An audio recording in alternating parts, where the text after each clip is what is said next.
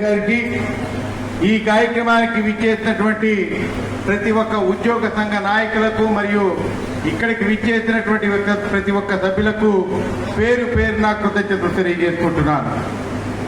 ఈరోజు మనం ఈ చైతన్య సదస్సు పేరుతో ఎందుకు కార్యక్రమాన్ని నిర్వహించుకోవాల్సిన పరిస్థితి వచ్చింది. గత 60 సంవత్సరాలుగా ఆ రోజు మన కోసం ఎన్నో నిర్బంధాలను ఎదుర్కొని మన ముందు తరం నాయకులు ఆమనగంటి శ్రీరాములు గారి దగ్గర నుంచి సుధాకర్ ప్రసాద్ గారి వరకు ఎన్ని నిర్బంధాలు ఎదురైనా కానీ నేటి సూర్యనారాయణ గారి వరకు వారి మార్గంలో నడుస్తూ మన యొక్క సమస్యల పరిష్కారం కోసం ప్రభుత్వాలతో పోరాడుతున్న విషయం మనందరికీ తెలిసిందే. అయితే ఈ యొక్క కాలంలో ప్రస్తుతం మనం ఏ పరిస్థితుల్లో ఉన్నాం? భావ ప్రకటన స్వేచ్ఛ లేదు, వాక్ స్వతంత్రం లేదు. ఇటువంటి పరిస్థితుల్లో ఎవరో ఒకరు మనం ముందుండి నడిపించాల్సిన బాధ్యత మన మీద ఉంది.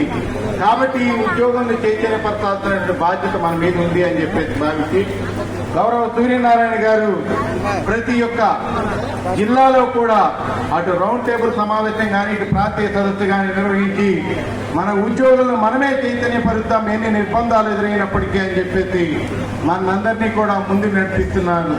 కాబట్టి మనం ఈ సమయంలో ఆలోచించుకోవాల్సింది ఏమిటి అంటే కనుక రామచంద్రరావు గారు చెప్పినట్లు ఏవైతే కనుక మనం గతంలో మనకి రావాల్సినటువంటి సరెండర్ లీవ్స్ లేవు, జీపీఎఫ్ లేదు, ఏపీజీఎల్ఐ లేదు, వీటికి అన్నింటికంటే ఎక్కువ మన మనస్తత్వం ఏ విధంగా దిగజారిపోయింది అంటే కనుక 1వ తారీఖు జీతం వస్తే చాలరా నాయన అనేటువంటి పరిస్థితికి మనం దిగజార్చారు పాలకులు.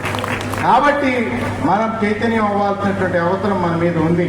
మన హక్కుల్ని మన పూర్వపు నాయకులు ఎవరైతే సాధించి తెచ్చిపెట్టారో వాటిల్ని కనీసం మనం కాపాడుకోవాల్సినటువంటి బాధ్యత ప్రతి ఉద్యోగి పైన ప్రతి ఉద్యోగ సంఘ నాయకుడి పైన ఉంది అని గుర్తించే ఈ యొక్క ఐక్యవేదిన ఏర్పాటు చేయడం జరిగింది.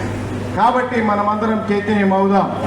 రేపు రాబోయేటువంటి ప్రభుత్వాలు ఏవైనా సరే మన యొక్క హక్కులకు అండగా నిలబడేటువంటి వారికే మనం సలాం కొడతాం తప్పించి లేకపోతే కనుక ఎటువంటి నిర్బంధాలైనా ఎదుర్కొని మేము పోరాడుతాం. ఇది భావితరాల భవిష్యత్తు కోసం అని చెప్పి తెలియజేస్తున్నా.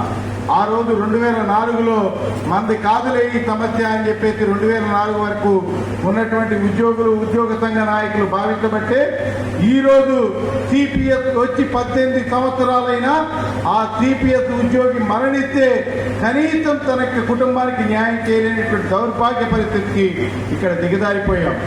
ఏదైతే కనుక మానస పుత్రిక ప్రభుత్వం ప్రకటించిందో ఆ యొక్క గ్రామ సచివాలయ వార్డు సచివాలయ ఉద్యోగస్తులు 1,30,000 మంది ఈరోజు మనకి కనీసం డిఏ సకాలంలో రావటం లేదు, అలాగే పిఆర్టీ సకాలంలో రావడం లేదు, సరెండర్ రిలీజ్ లేవు, అలాగే మీకు సిపిఎస్ తప్పించి ఓపీఎస్ అనేటువంటిది లేదు.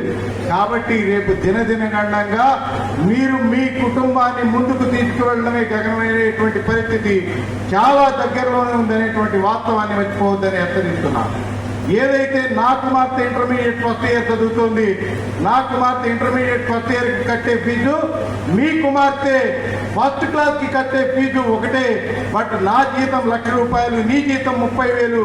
కాబట్టి మీరు ఏ విధంగా ఈ యొక్క జీవన ప్రమాణాలను పెంచుకోవాలో ఈ ప్రభుత్వాలతో కలబడాలో నిలబడాలో మీరే నిర్ణయించుకోవాల్సిందిగా ప్రతి ఒక్కరిని కోరుకుంటూ ఈ అవకాశం ఇచ్చినటువంటి ఆంధ్రప్రదేశ్ ప్రభుత్వ ఉద్యోగ ఉపాధ్యాయ కార్మిక పెన్షనర్ల ఐక్యవేదిక విజయనగరం జిల్లా వారికి కృతజ్ఞతలు తెలియజేసుకుంటూ థ్యాంక్ యూ అన్నారు.